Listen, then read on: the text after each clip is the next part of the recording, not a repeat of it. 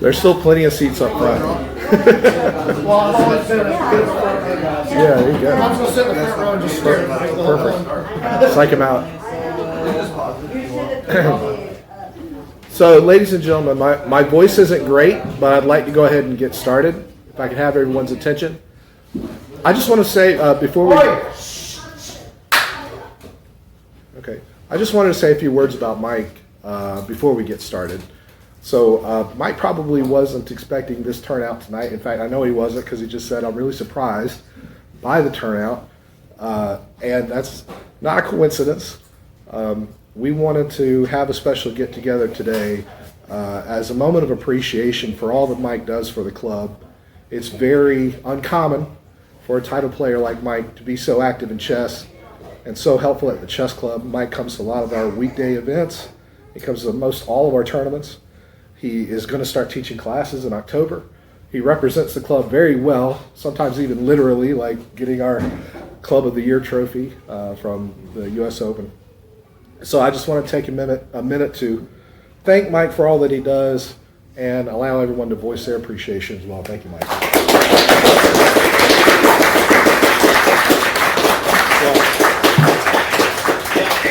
I do.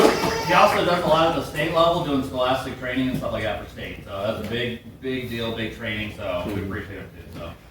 Well, I am humbled at the turnout and everybody bringing food. That was just something else. I was expecting maybe a handful of people for a Friday night. So, for those of you that I think everybody does know me, but like Saylor, I'm originally from North Dakota. I am a national master. I've won a number of Midwest tournaments, state championships. Come down here, and I've been pretty fortunate with a few tournaments as well. I am a teacher. The one thing is that I do practice what I teach. I am probably still one of the most active, both in over-the-board players.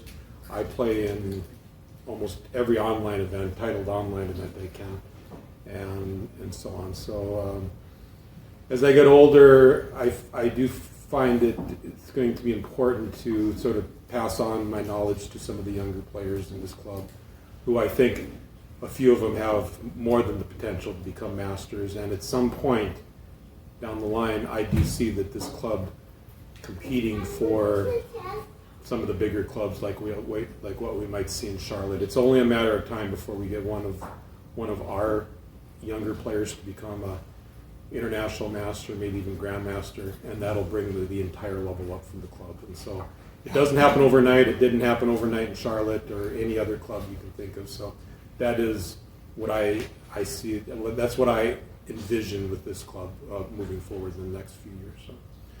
So tonight's lecture is on learning from your defeats. I've done a lot of articles over the years, and I always tended to concentrate on games I lost, because I grew up in a time when there were just computers, but nothing like what we have now. And so after a weekend Swiss, I'd come home and I'd maybe lose one or two games, and I maybe wasn't sure why. You know, it's real easy to say I lost the game because I dropped a pawn on move 25, or I dropped the exchange, or whatever the case may be. Well, what I would do with my games is I would go over them. You know, obviously I'd go over them right away, especially if I could with the player. That's a lost art, by the way, is the two players talking about a game after the fact. That used to just be almost at least half the games. You would probably see the two opponents talking in the Skittles room about it. That's something that's sort of lost now. What I find now is everybody just sort of grabs their iPhone and puts the game in and tries to figure out where they made the mistake. But I do challenge you, because it's real easy to say I lost that game because I played XYZ move. But it's another thing is what I would sometimes with a loss is I would play over the game maybe up to 5-10 times on my own. And every time I would go through it, I'd say, okay, well, I made the mistake on move 25, but it was really move 20 when things started going downhill. And I'd look at it again, and I'd realize, actually, it was maybe move 15. And that's what I consider to be a big part of my development, is to become become a titled player. So anyways, tonight I'm going to go over a few of my games, and one of them actually happened this past weekend. I was playing, so a lot of people are probably familiar, every year I go up to a tournament called the Governor's Cup. It's played in Sioux Falls, South Dakota. It was started back in the 90s, and they would always get about $10,000 of donations from various people. Still to this day they do. And then they stopped. It was a very important tournament for me because I was able to play a lot of Grandmasters and International Masters that I wouldn't have otherwise. Like, for example, John Donaldson. I think a lot of people have probably heard of him as an author. I got to play him 3 times in that tournament. Something that I just wouldn't have happened otherwise. And so I feel obligated to go there. With this tournament, there was a Grandmaster and there's an International Master. They sort of beat the rest of us experts and masters, through the first 4 rounds, and then they played each other to do a quick draw. The first game I'm gonna show you is by a young player named Anjanio Rayo. He is from Illinois. He's I think a 9th or 10th grader, but he won the Barber, I think last year, maybe even, and he competed with it this year. So he's about a little under 2,300 player. I was playing him in the last round. To give it some perspective, the winner of this game probably won. He won it, but the winner gets maybe like $600. So it was a pretty big game, And so I'm just going to present this game as the first one. And if you do have any questions, by all means, just let me know. But what I'm going to be doing is, instead of a bunch of computer analysis, I'm going to be sharing my thought process during this game.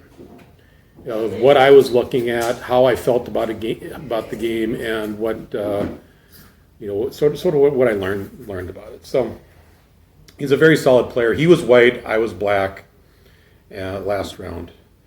So I noticed I'd been watching him during the tournament. He's one of those players that'll play like sort of slower openings, like the King's Indian attack, which is what he did. And so game just started out just standard moves. I've probably played this position a couple hundred times in my life, and just simple development. At this point, like I always tell students, is you want to just get yourself developed first. Those first 8 to 10 moves, get your pieces out there, because just like in a basketball game, if you have 4 players and your opponent has 5, it doesn't matter how good those 4 players are. They're gonna struggle, and it's just same as in chess. All right. So now he opens the game, and we're already seeing the battle lines are sort of drawn. He's going to most likely be attacking me on the king side, because that's where his pawns are pointed. We've talked about that before a little bit with pawn structure. And I'm probably going to be attacking him on the queen side. Just simple. So very good. And so now he plays the move e5, probably the best move in the position. What he's looking to do is, he's looking to gain space. And we've talked about it. The one thing I always try to tell students or players is we always sometimes get bogged down with the brilliant chess move. About 99% of the chess games are won by just playing simple, strong moves. And I think anybody that has sort of followed my games, I can uncork a pretty good move every once in a while. But I think what people probably do recognize about me is I generally don't play a lot of brilliant moves. I generally just play a lot of just sort of simple, strong moves, and just sort of try to accumulate small advantages. And that's sort of what this game became. All right, everything's going good. And as we can see, we've talked about, I'm going to be trying to attack him on the king's side.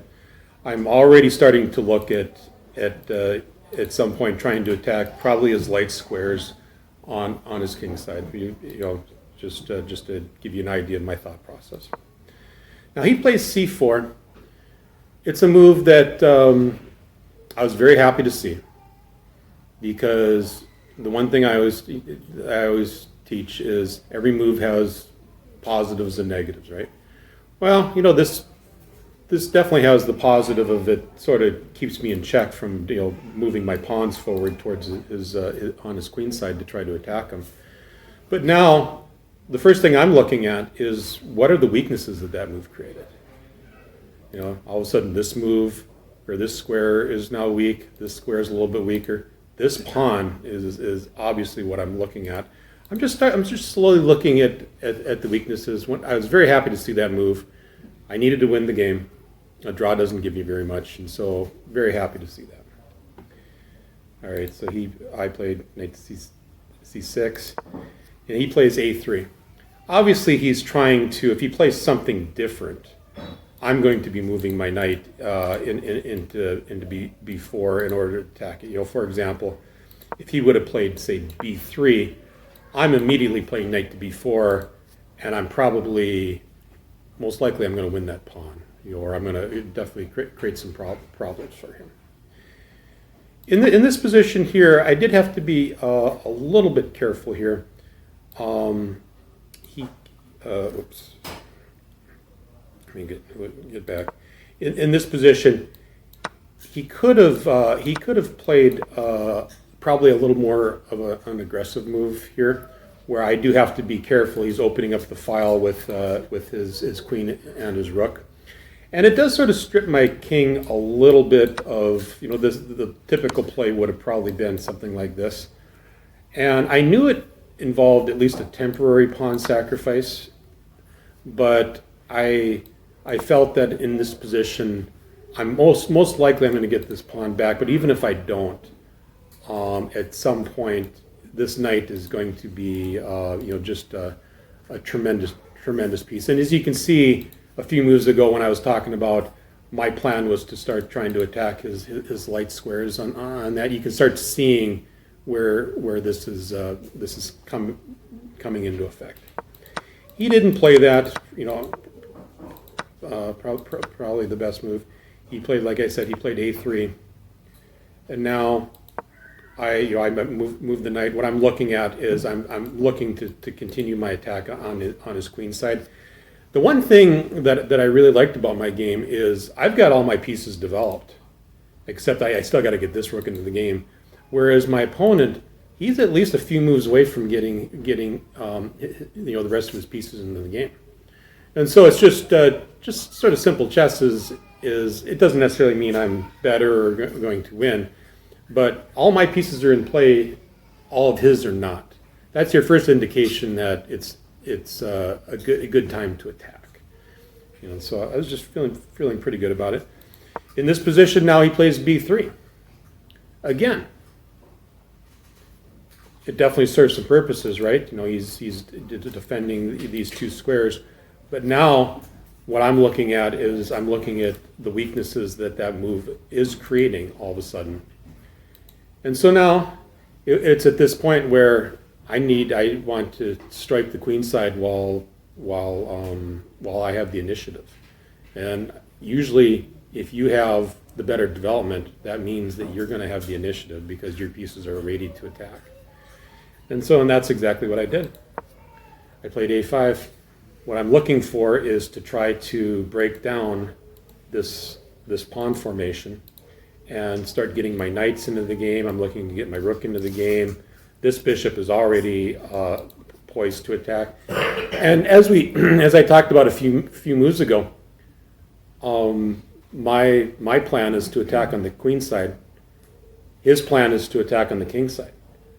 Well, if you just look at the position right here, White's not really in a great position to attack the king side yet, is he?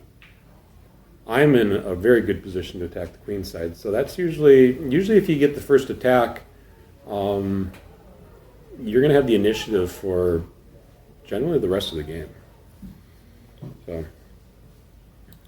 So he went bishop to b2. I immediately played a4, and I was feeling really good at this point. I wasn't quite sure what his plan was here. I knew he had the initiative here. I was thinking that he was probably going to play rook to b1, and then at some point here I was going to be able to start. This is sort of how I envisioned that the game was going to go. Where now, this knight is controlling some really good squares. At some point, I'm probably going to just get this final rook into the game and start attacking on the queen side. Sort of anybody that's ever played like the Banco Gambit, this is sort of it's sort of almost a position like the Banco Gambit, only I haven't actually sacrificed I haven't actually sacrificed the pawn. So I was feeling really good about this, and honestly, at this point, even though the computer doesn't say I'm winning, I felt really strong about this position. Yes. Why did you play B3? What was the question? B1. What if he played? D4. Oh, B4. You mean? Are you talking this move? D4. Well, if he plays that move, he actually loses a pawn, and it's a very strong pawn. So I was actually thinking he might play something like that, but what he played was he played rook to d1. At this point here, I thought I was winning because. And actually, the computer, I try not to concentrate too much on the evaluations, but I just simply looked at it. I'm about to undermine his entire queenside structure. And after I played d takes c4, I just didn't know how he's, first of all, I'm threatening to take this very important pawn there. I'm also threatening to, so he can't play this move because, his whole position collapses. And at any given time, I'm also threatening to just play a takes b3, just sort of collapsing his whole position. So, anyways, I played d takes c4. He plays d takes c4, and now, what's the first move that sticks in anybody's head that Black should play here? Bishop up to that, I can't do that. Yeah, that. I tell you what, I looked at this move. Yeah, I wish we could get rid of these annotations, but I looked at that move and it's just like, that has to be played. It wins the exchange. Or if it doesn't win the exchange, it basically collapses his position, which is, I think, even worse than the exchange. And so I looked at this, and here was my thought process in this position. The first two moves I thought of were, this was obviously the first move I looked at. The second move I looked at was what if I first play bishop to d3 and then play bishop to c2. I was looking at different variations of that. What amazed me is if I put on when I put the evaluation into this position, the computer thinks that bishop to c2 is the fifth best move, which absolutely, completely blew my mind.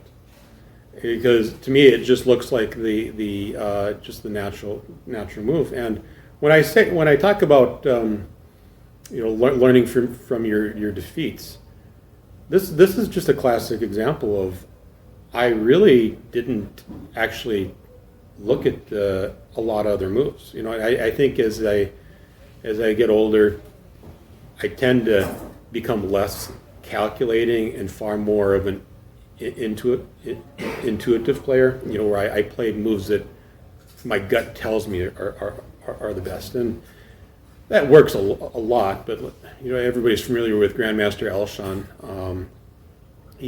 That's one of his criticisms of me and actually Matros is he'll say that we don't calculate as much as we should. We tend to just play moves that are more intuitive. And this was a case. So I played. The computer likes, for whatever reason, the computer likes queen to d3 the best, and it actually makes a lot of sense because regardless of whether the queens are on the board or not, his whole queen side is about to collapse. And so, it's one of those learning experiences. It's a very deep move. It'd be hard to, like it wasn't even on my radar. But the fact that I never really looked at the move, and I don't know if anybody's ever read the book Think Like a Grandmaster with GM Kotov. He mentioned that one time where he lost a game to, I want to say it was Capablanca. But anyways, after the game, they started going over some analysis, and the other player was talking about all these amazing branches. And what Grandmaster Kotov said is, to be completely honest with you, I never looked at any of them. Everything that he talked about, I never looked at. And this was sort of one of those moments for me. And so I just played the most natural move. I played Bishop C2, and he sacrifices the exchange against me. And everything looks normal. Now, in this position here, obviously what oftentimes happens when you win material is you lose some of the initiative. And I knew that was going to be the case here. I knew I was up material, but I knew that knight to f6 was coming.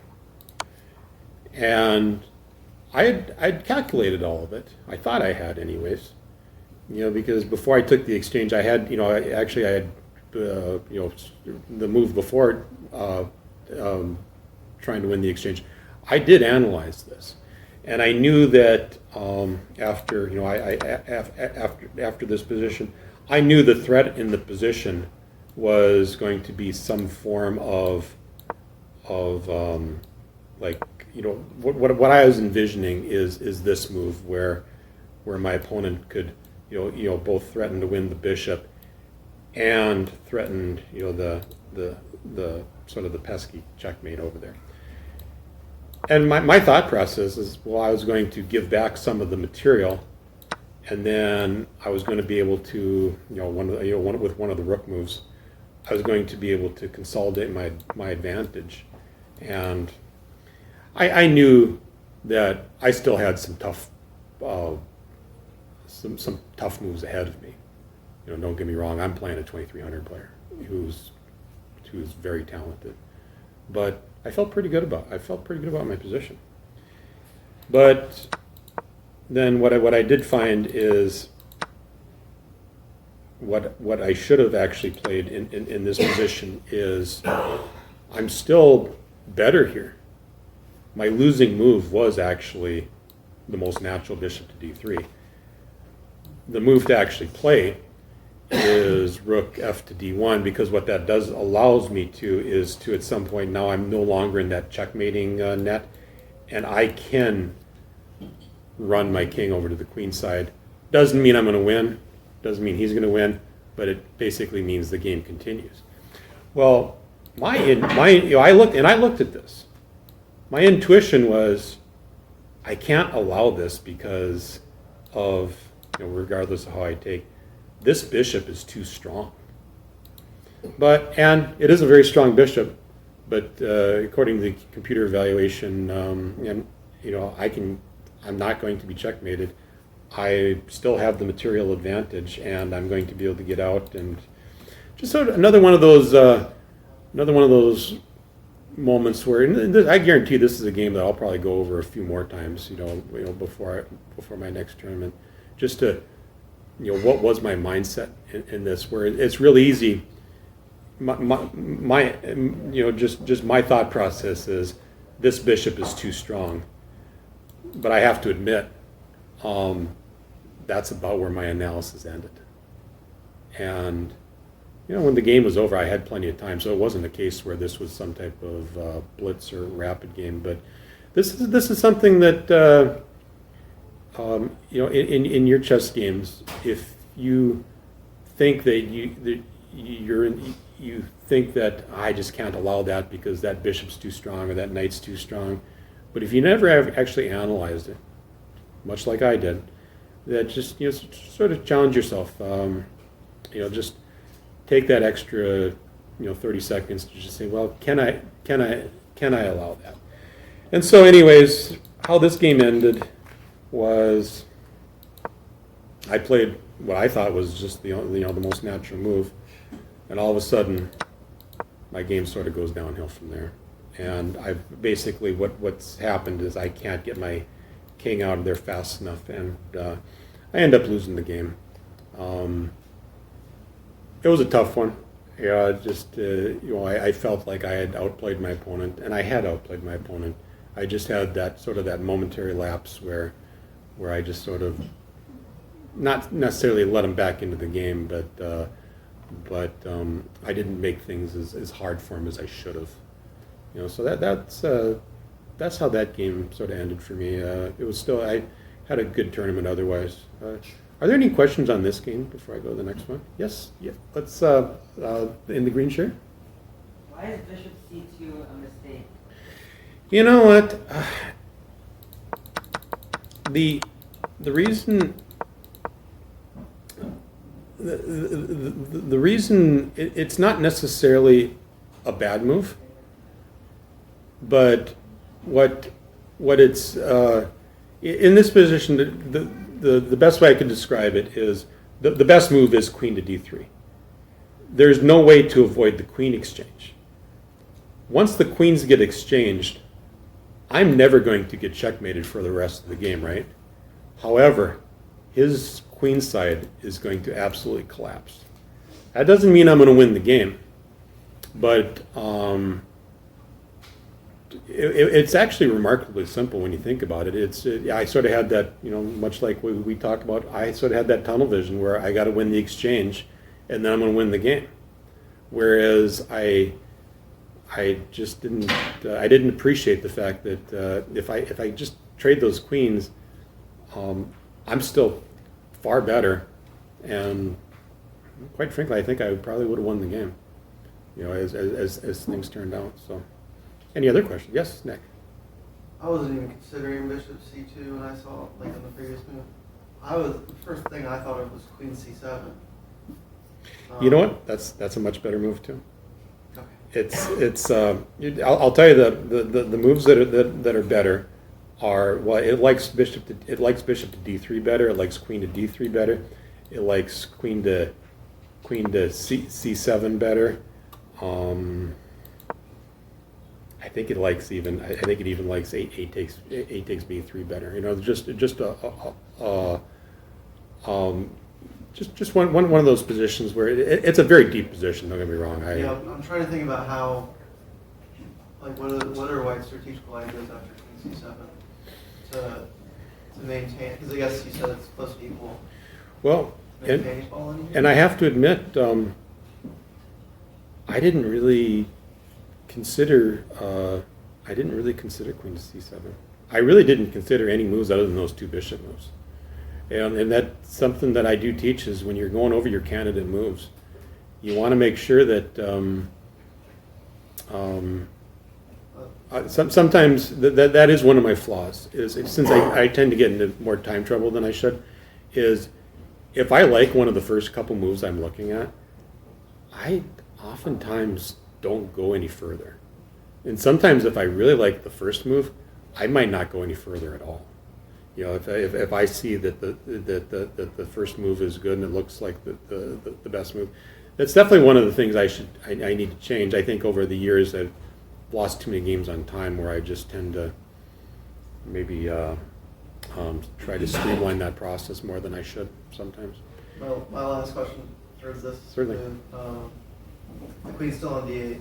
Oh, certainly. And we look at bishop d3. I think you said queen e3, and then bishop c2. Does knight e4 still work?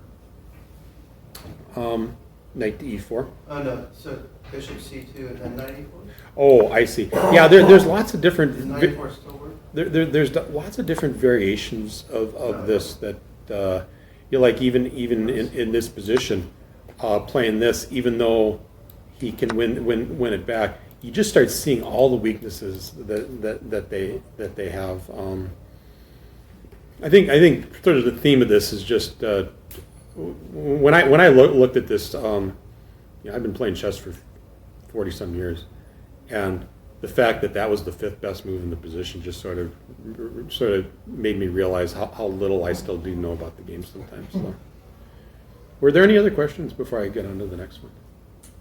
I had Yeah. just a general question / comment, not necessarily about the game, but you briefly touched on it, but I wanted to say, I guess, like, as I've matured as a player, even when I see an opportunity to win material, I always kind of like stop for a second, Yeah. because I know exactly what you just mentioned. As soon as I go up material, the other player is getting initiative. Yeah. And I have to weigh that very carefully. Can you talk more, I guess, maybe a little Certainly. bit more about that? Well, that is true. Is whenever you win material, you generally have the advantage. But then once you win that material, oftentimes you've given it up because you've spent a couple moves in order to win your exchange or win your pawn or you name it. What I always find is when I've dropped material, those first few moves after you drop it are just so critical because that's when I can basically destroy the will of my opponent, for lack of a better term, where all of a sudden, I saw it, actually one of the games I played at the US Open, I dropped a pawn against about a 1950 player, very strong younger player, and I could see him getting very excited. All of a sudden, so it was at that point where, and it wasn't a pure pawn, I definitely got some initiative for it. But it was at that point where I said, okay, these next 5 or 6 moves are the most important moves in the game. And by about move 5 or 6, all of a sudden, I could just see the life being sort of sucked out of him. Where all of a sudden now, he was thinking that he was going to go to a pawn-up endgame and maybe have a good chance. All of a sudden, he started realizing that maybe taking that pawn what wasn't the best idea. And so I'm in the same thing. Whenever I'm about to win material, a lot of times I will just keep the initiative. Like you said, I will just keep the initiative because what I'll tell myself is I can either win a pawn on move 25 or I can play another 10 very strong moves, and by the time I take a pawn or maybe more than that, his or her position is going to be collapsed. And then I can win that material without giving up the initiative. You're giving up much less of an initiative. So that is usually what happens. So. Any other questions? All right. Sorry, I have one. Sorry. Oh, sorry, I missed it. Yes. Really delayed raised hand. So around like move 5 or 6, you kind of like drew the battle lines. Said he was attacking king side, you were attacking queen side. Yeah. Was there any point during the game where you kind of like reassessed that, or is that something you sort of establish in the first 8 Yep. moves and don't really revisit it until like post game analysis?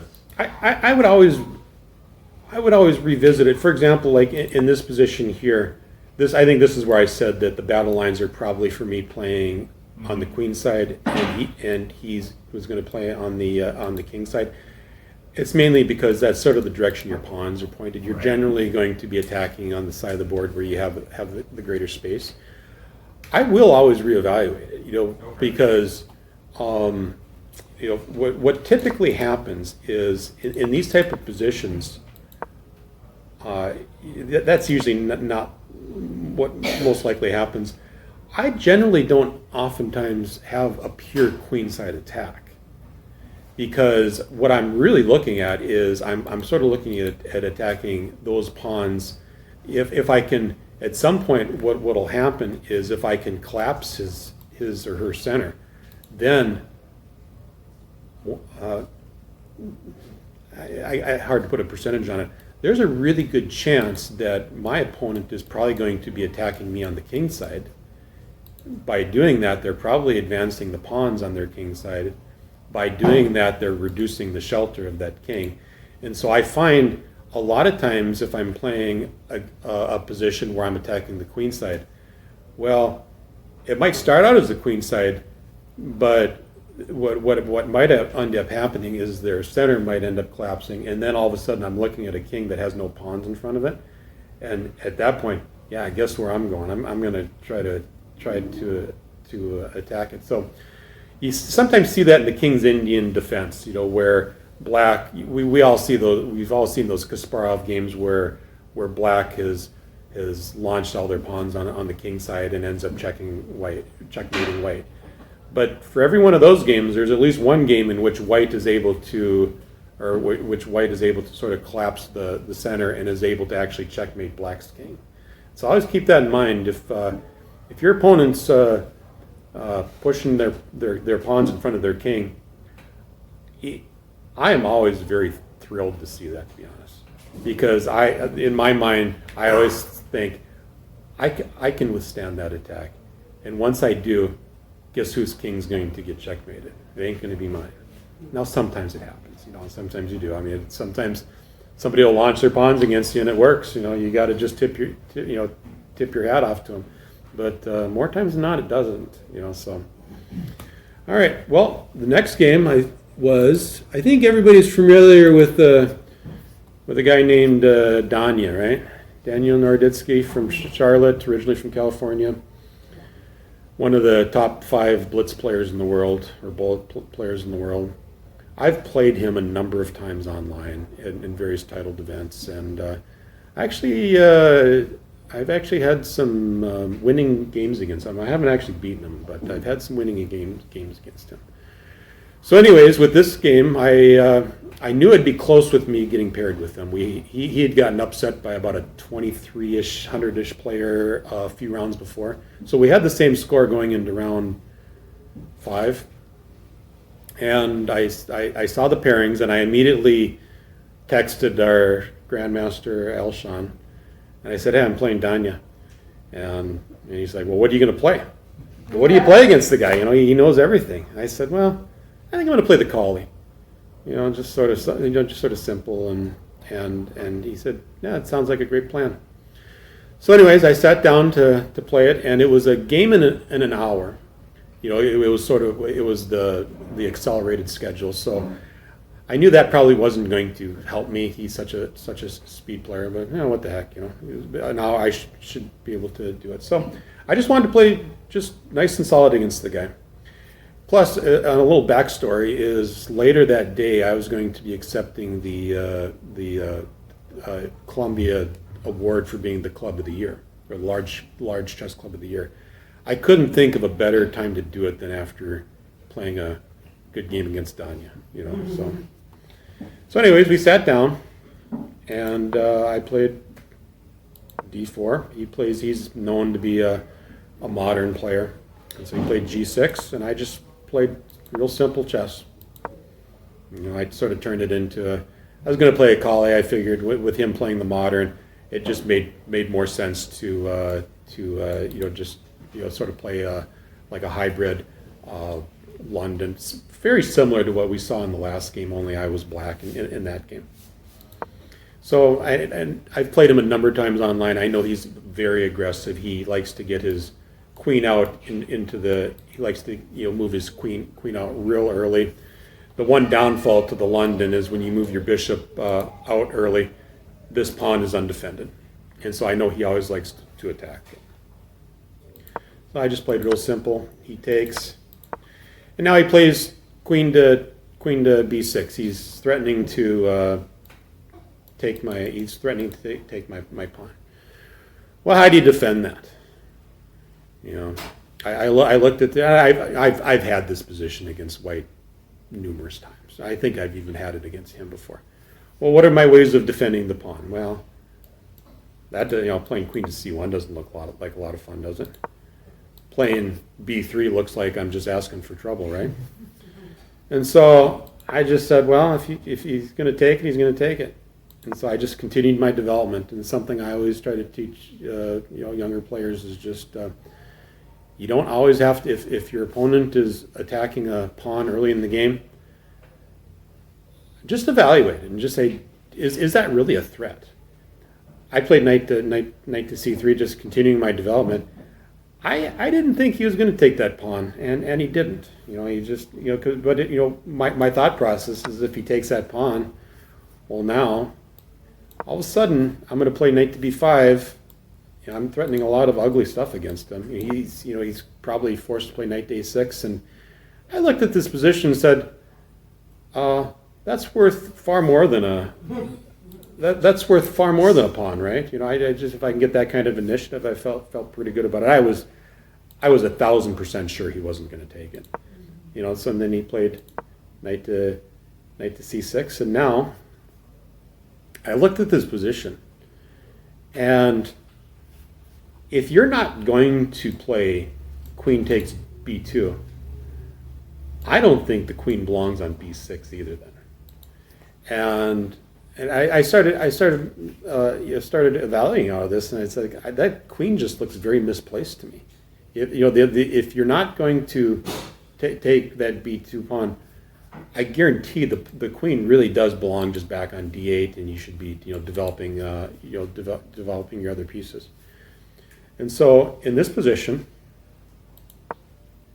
I played knight to b5.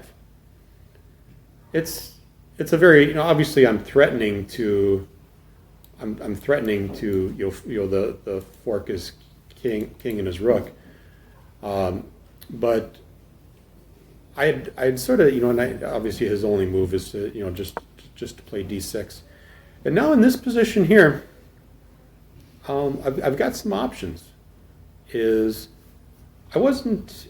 What I was really looking at is when he plays d6, I was looking at the possibility of perhaps sacrificing. Something like this, or even taking with the bishop. I started looking at some different variations of this, and although they look attractive, they look like a lot of fun. At the same time, I didn't really see a lot of continuations for it. If he sort of tucks his king out, well, I'm still going to have a little bit of an initiative, but I didn't see where I could continue it. And so I played the move queen to e2. It's a very aggressive move. I think we can all agree with that. It has the advantage now I'm threatening to either play knight takes d6 or bishop takes d6. Let's say he just plays the natural move of, say, knight to f6. Now I can play knight to d6, and because of the pin, he can't take back the knight. Now, also it serves the purpose of now I'm able to, this isn't the best move, but now I'm also able to castle queenside and get my rook into the game as fast as possible. Simultaneously, I'm also defending that pawn. I was sort of looking at that also. Now, what are the downfalls to the move? You block it in your bishop. I'm blocking in my bishop, and if this bishop is blocked in, what else is blocked in? The rook. And so it's one of, I thought about it for a while. It definitely has some, it's definitely the most aggressive move in the position. The computer likes it the best too. But it definitely has some downfalls. And and so when I do that, I'm basically now sort of committed my attack to basically these five pieces are going to get into the game. Much like I talk about with basketball or a soccer game, where if you're playing down a player or two, you might be able to get away with it in the short term, but in the long term, you're going to struggle. And so when I played that move, I immediately knew that I'm either going to beat him early or I'm not going to beat him. But it looked like it just, I saw too many positives in the position to just ignore it. So whoops, that's not what happened in the game. And so he plays bishop to e6. He's obviously threatening it. And now at this point, I'm looking at all sorts of interesting variations of maybe playing these type of moves, or playing it maybe playing it the other way. these type of moves. You can start seeing all sorts of interesting possibilities for me. And so I spent a lot of time looking at all those different sacrifices, and what I was sort of what was stopping me from playing any of those is I didn't want to and I even looked at just playing, just sacrificing the. It's not a true sacrifice, getting back into some of those variations that I did discuss earlier. What kept stopping me from playing any of those is I just didn't like how my position on the dark squares could just all of a sudden just collapse on me. And so at this point, I felt like not winning, but I felt like I had a really nice initiative. But every single, sort of my intuition again is every variation I looked at, I kept coming back to all my, sort of my dark squares being collapsed, and I didn't have a place to hide my king over on the king side, so I was, a lot of those fun sacrifices I was sort of showing on the board, I just couldn't necessarily get them to work, or I was going to be giving up as much of an attack as I was going to be gaining. And so at that point, I just played. I just played c3. My thought process with that was, I'm going to take a move in order to just completely eliminate any funny business on the dark squares. And at that point, I felt I still had time to do, to sacrifice, and that was my thought process. And actually, it turned out to be a really good move. So he plays knight to f6. What does he want to do? He wants the castle right away. He told me after the game. He said that attack was coming. I had a really nice attack against him, and he wanted to get his king out of the way. I can't let him just castle for free, so I continued to attack him. And then at this point, when he played knight to d8, I'm just looking at this position, and I'm thinking, boy, I'm really just everything's just going very, very well here. I continued to look for various sacrifices. I just couldn't really get any of them to work. I knew I had to play, if I was going to continue any attack, I had to play d5. And so at this point, I did play, I castled. Whoops, what's going on here? I castled. He almost instantaneously played rook to c8. And I knew that was a mistake. At this point, I almost feel like I felt like I was winning in this position. Not that I was going to win, but I felt like I had a winning position against Danya. And so after rook to c8, what did I play? I played d5.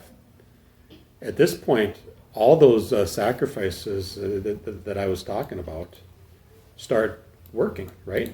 Because if he plays a natural move, say like bishop to f5, all of a sudden this move just collapses his position.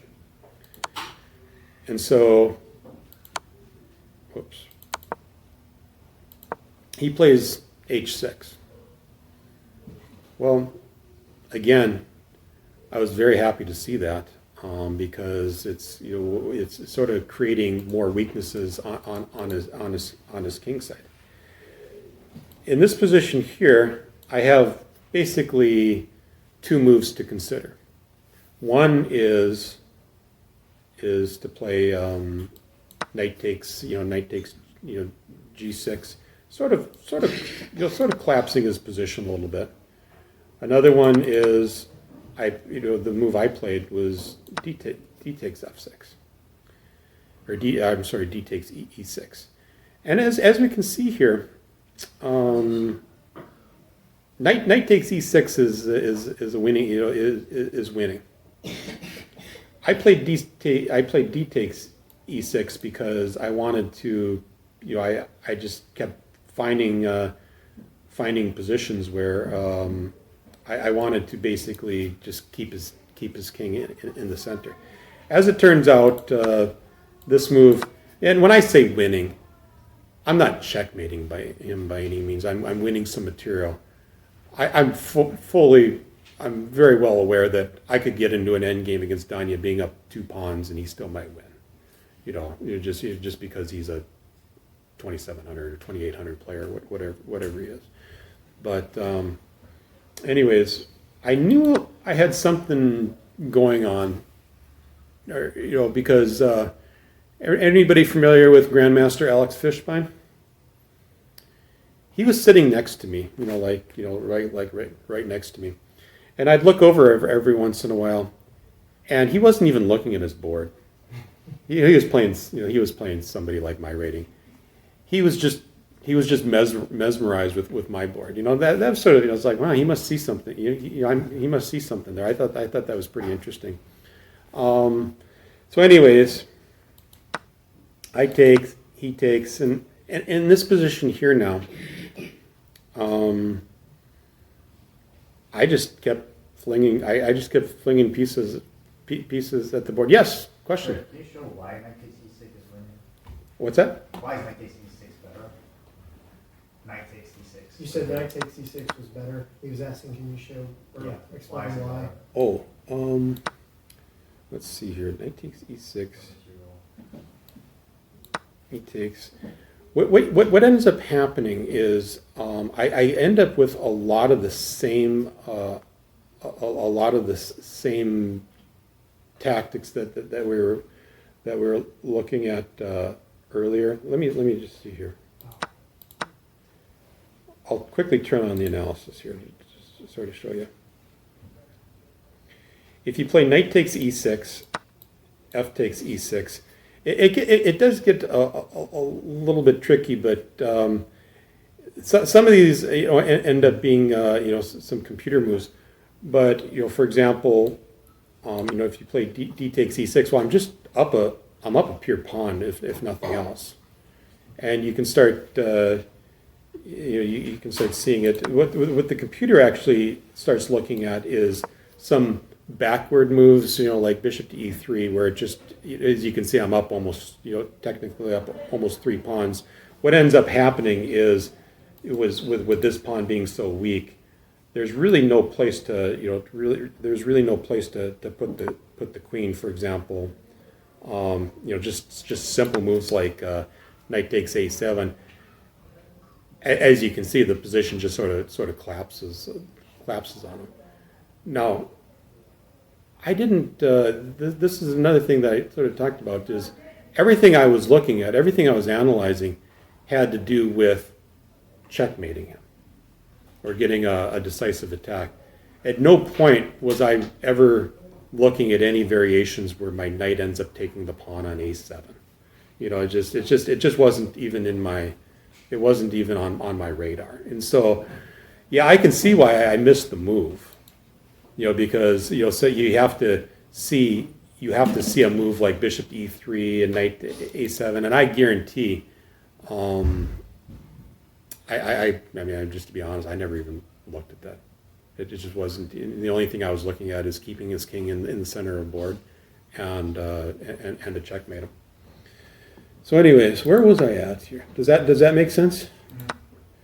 Anyways, in this position here, I think I'm still. I'm not.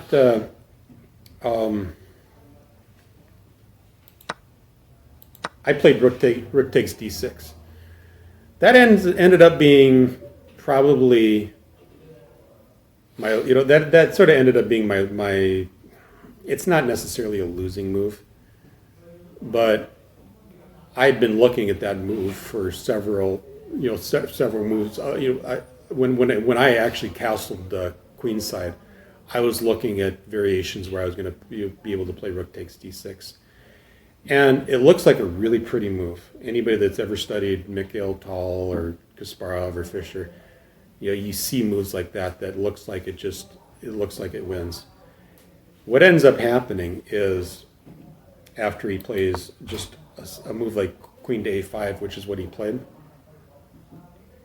Well, what's happening is now I've actually got two pieces that are under attack. And I was originally envisioning sacrificing doing some type of sacrifice, which is what I did. But what ends up happening is that I've made all these pretty sacrificial moves, right? I've just ran out of pieces to attack him with. Much like I talked about, I guarantee if this rook and this bishop were still in the game, I'll have, I got something going. What ends up happening here is I've just sort of ran out of pieces to attack him with. And I'm just, all of a sudden I'm down, not a lot, I'm down at the exchange for a pawn. So in a case like that, another learning experience is right here. As pretty as that rook move looks, I just shouldn't have played it. I should have just continued to play, just to continue to try to break down his defenses. And, like in this position here, all of a sudden, I'm not winning this. Or I'm not necessarily winning, but I'm significantly better. And it was after the game, I remember. I remember thinking. I actually asked Danya after the game. I said, I said, did I miss something? And he sort of hinted that there was one variation that I was glad you didn't see, but he said rook takes d6 was looks really good, but it just didn't do anything, So it was an interesting position here, like right here. I think if I just continue down this path here, what does the computer think? The computer considers me still a little bit better, up +2. I have ways to continue this attack as well. But I chose the pretty move, and it just, as it turned out, whoops. It just felt like such a good move. And trust me, when I played rook takes e6, even though we were sort of in a cramped area, I think there were about 50 people looking at the game. It's just, I felt pretty good about it. And the game just after that just sort of petered out on me. This all looked good. Even right here, it looks like I got a little bit of an initiative. The problem is that I just never did get these pieces out into the game. And he just slowly, at this point, now that my initiative was gone, he just slowly outplayed me. And it was quite an experience. I learned a lot from that game. Afterwards, I texted it. As you can see, we got he just. I'm not going to go too much further with this. But afterwards, I texted it to Grandmaster Elshon, and he was just freaking out over the phone. He was like, "You had him beat. How how did you let him off the hook?" that kind of talk. But I did talk with him after the game, and what was funny is I played him maybe 2-3 months ago, where I had a checkmate in 2 or 3 against him, just in one of those 1-minute games that they call them bullet brawls. And after my flag fell, he said some comment to me about nuts to you or something like that. Those weren't the exact words, but anyways, when we were talking, he said, "Yeah, sorry about that comment I told you a couple months ago." And I was just like, "You remember that?" Yeah. He's the nicest guy you could ever meet, and he was he discussed the game, at least just in the hallway with me a little bit. So that was my game against Danya. Probably the best over the board player I've ever played. I did play Nakamura in the Chicago Open back in 2000-ish, 2001, I want to say, where he was rated about 2450 at the time.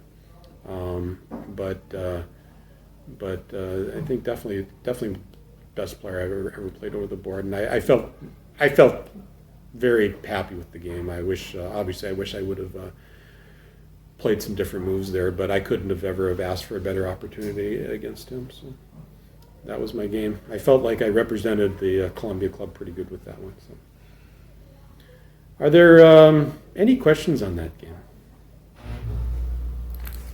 I could probably play him 100 games after that, and I'll never have an opportunity like that to beat him ever again. You know, so when you are playing a higher rated player and you do have the advantage, you gotta strike while the iron's hot. And I tell you what, I threw every piece I had at him. You know, I threw everything but the kitchen sink. It just wasn't meant to be that game. But any questions?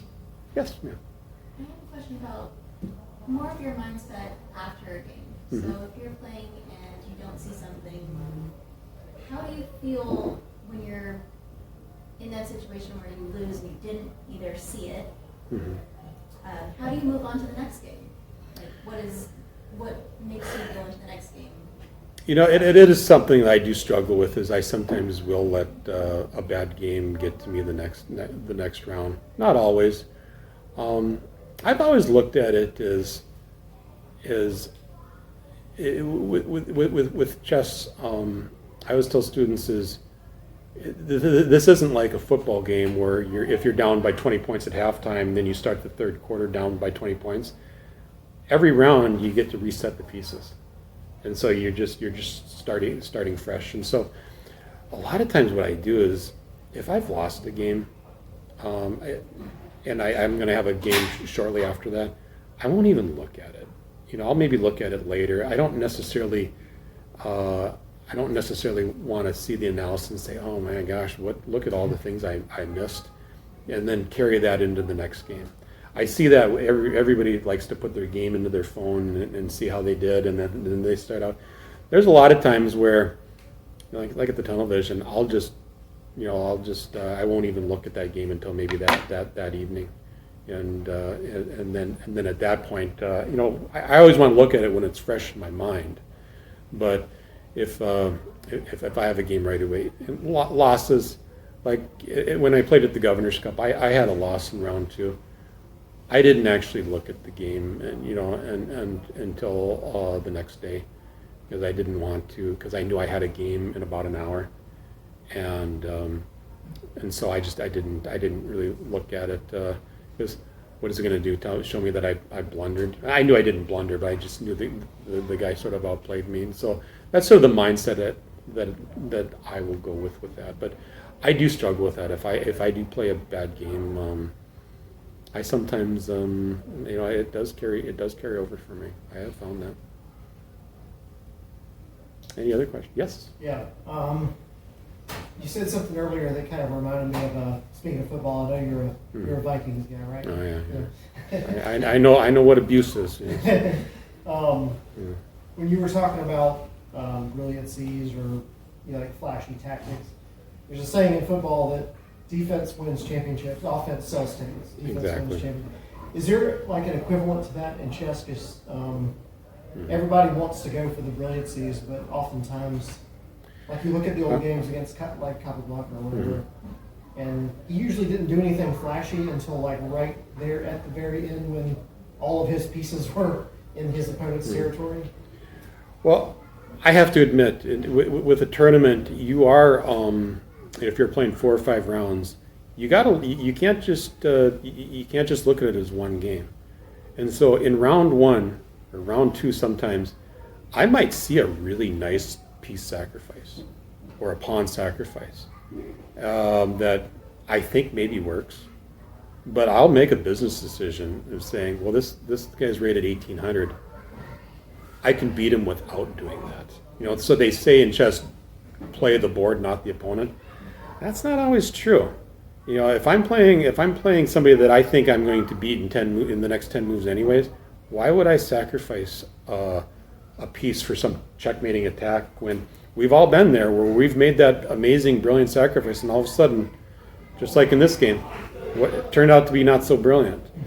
And so I do play the opponent. I'm not going to lie to you. I will not.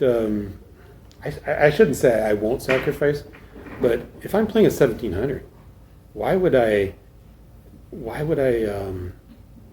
Unless I'm pretty sure about it, I'll purposely not play what I think is the best move, but I'll play what I think is the move that's going to keep the initiative for me, and just just play.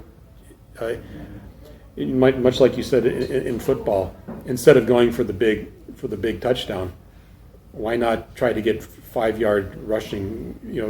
Get 5 yards rushing every play until you score the same touchdown. You might win on move 45 versus move 20, but that used to happen. When I was growing up in the Midwest, I had a reputation for just launching some pretty remarkable attacks. Well, a lot of those remarkable attacks didn't work either, So I ended up having to win a lot of games being down a piece or a couple pawns because I had sacrificed something and then I didn't. Ever since I've become more of a positional player, I guarantee I've had far more wins in under 20 moves than I ever did when I was launching pawns up the board. So I always keep that in mind.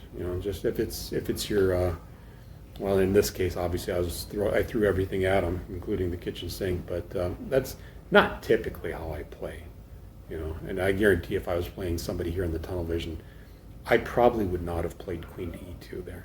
I might have played something different. So. Any other questions from anybody? Yes, sir.